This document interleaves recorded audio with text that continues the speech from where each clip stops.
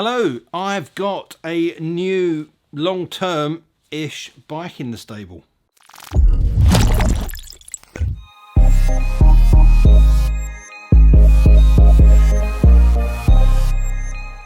Towards the end of last year, I was at an event having a chat to one of the manufacturers, just a general chat about bits and pieces, and I mentioned one of the bikes in their range that I had ridden and reviewed and that I really enjoyed, and I was thinking about picking one up for myself.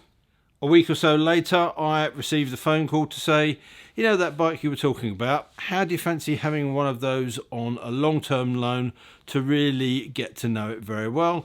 Of course, I jumped at the chance, so earlier this week, I disappeared off and collected this. I first reviewed the GSX 8S back in 2003. The first video I put out was a joint video with Tomboy a bit, where we just went for a ride and gave our first initial impressions on the bike. I then followed that up with another video later on to delve a little bit deeper into the specifications and the riding experience. I found it a great bike to ride, but I particularly like the engine character.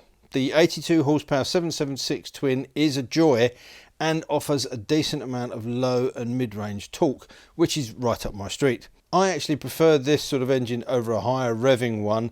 It's perfect for the road with nice smooth linear power delivery, but it will still get a wiggle on when you want. The 8S has also got a nice substantial feel to it. It's very planted and it offers a reassuring neutral handling dynamic, which is helped partly by the big 180 section rear tyre. It's a very versatile bike too, good for scratching around and having fun, but it's also long-legged enough and comfortable enough for longer trips. With some strategically placed luggage, I think you'd be fine to tour on this as well. Obviously though, as a naked bike, it does have certain limitations there.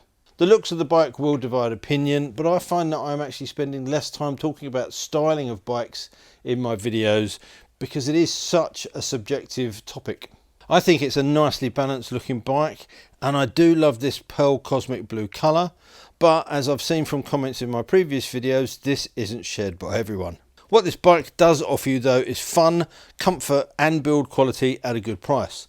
Currently a GSX 8S can be yours for £8,299, which isn't too bad at all. So the object of this bike is for me to be able to give you an objective long-term review, but with more of a perspective of that of an owner. But Suzuki are giving me the opportunity to do a little bit of tinkering. There are of course some restrictions to this. This is not my bike, it is a press bike.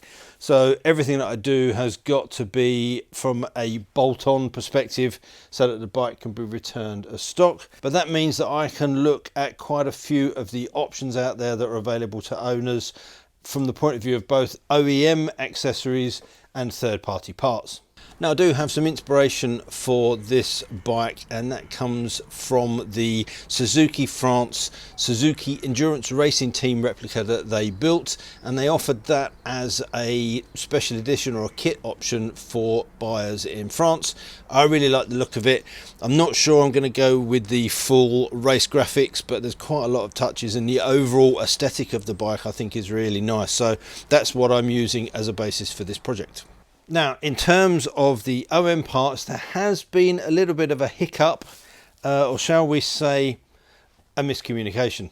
Now, when I looked at this bike from the point of view of this project, there are a few OEM parts which I picked out which I thought would be good to fit, and Suzuki kindly agreed to supply them. The idea being that through the course of the videos, I'll fit those parts, show you how they're installed, and show you what the bike looks like before and after and what the changes have made to it. However, this is where the miscommunication occurred, because when I went to collect the bike, the technicians at Suzuki, as part of prepping it, had already fitted all of those parts to the machine. That being the case, then all I can do is show you what has been added to the bike. Starting at the front, we have the fly screen. It looks like it'll only offer a tiny amount of wind protection, but I could well be surprised. The one thing it does do though is neaten up the back of that clock. It just disguises that, and I think that little fly screen does look good. There is another one, a slightly smaller one, different shape, which is what they've used on the SERT bike, so I might have a look and see what that's like and if that's a potential swap.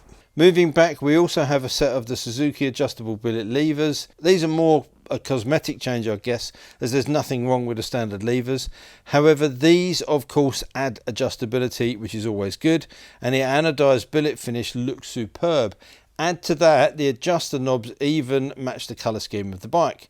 As I say, not an essential mod, but a nice one nonetheless. Continuing backwards and dropping lower, we find the undercowl. Not really a belly pan as such, as it sits on each side as opposed to fully enclosing the headers, but again it neatens up the look and offers some extra protection at the same time. As we move to the rear, the next item fitted is the single seat cowl. I'm only ever going to ride the bike solo, and this neatens up the rear nicely. It would potentially look better colour coded, so that's one thing I might look at doing at a future date, assuming Suzuki will let me. But it is a nice little addition that's not going to break the bank. And an offshoot of having this cowl fitted and not taking pillions means that I won't need these rear hangers. So just to neaten the bike up, I think I'll unbolt those and blank them off. And whilst we're at the back end, I think one of the most obvious things to change is this rear number plate holder. It definitely needs a tail tidy on. Again, the one that's on the Suzuki France website for the SERT I think looks absolutely fantastic, but it's not a Suzuki part. Suzuki France tend to do their own thing apparently. I haven't been able to track down who manufactures it or where it's from, but there are quite a few of those on the market, and I think that just needs doing to neaten this up. There is a solution for the winter to stop the spray. I've got a hugger to go on here, so I'll show you that in another video, but that's definitely something that does need to be changed. The other change from the stock bike that you notice are the tyres. I've had a set of Dunlop Mutants fitted, which I think are an excellent choice for this bike, particularly over the winter. I had a set of these on my Royal Enfield Interceptor and absolutely love them. They are brilliant in the wet, they warm up quickly and offer tons of grip and confidence. Given that the bike is being ridden all year round, these make a lot of sense, but having said that, as we move into the late spring, early summer and things warm up, Dunlop have suggested fitting something a little bit more sportier to try out. Given that I'm going to be riding all year, I probably should have plumped for the OEM heated grips too.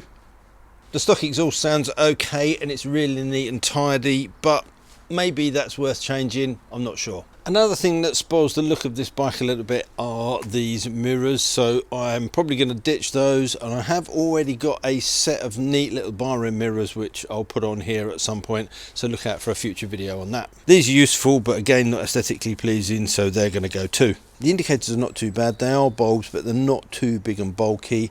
Having said that, maybe a small set of LEDs which would possibly tie in with the tail tidy would be good at some point too.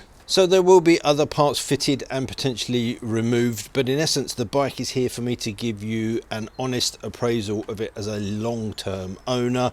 Now, I've really enjoyed riding this, but I've only ever had the bike for 1 or 2 weeks in the past, so to be able to spend a lot of time on it, riding in all different conditions, in all different weathers, is going to be a bit of an eye-opener. I really like it as a bike. I hope that it stands up to the test. So hopefully if it's a bike you're interested in, you'll tune into future episodes. If it's a bike that you own, then again there might be some interest for you in terms of accessories and bits and pieces and things that we can change on it. So just keep an eye out for those notifications, and the best way to do that is to hit the subscribe button and the notification bell, and as soon as a new video pops up you'll be told about it.